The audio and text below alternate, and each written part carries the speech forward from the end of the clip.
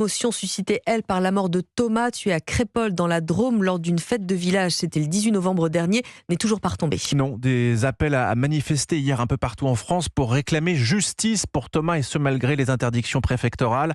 La correspondante d'Europe 1, Noémie Loisel, en Auvergne-Rhône-Alpes, s'est rendue à Valence où l'ultra-droite devait défiler et à Romans-sur-Isère où quelques dizaines de personnes ont bravé l'interdiction de la préfecture et se sont rassemblées en solidarité avec la famille de Thomas, mais aussi pour dénoncer les propos de leur mère.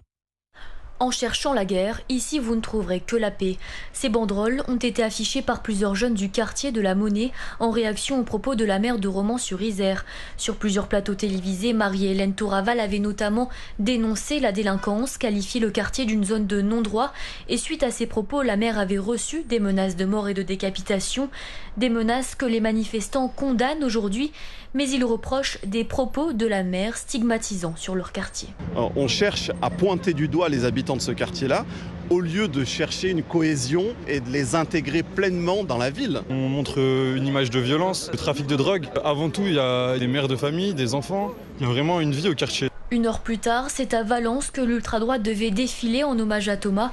Un important dispositif des forces de l'ordre était déployé, mais moins d'une dizaine de personnes se sont présentées devant la préfecture. Ils sont finalement repartis dans le calme. Un rassemblement comme à Romans-sur-Isère qui avait été interdit par la préfecture dans un contexte de forte tension. Noémie Loisel pour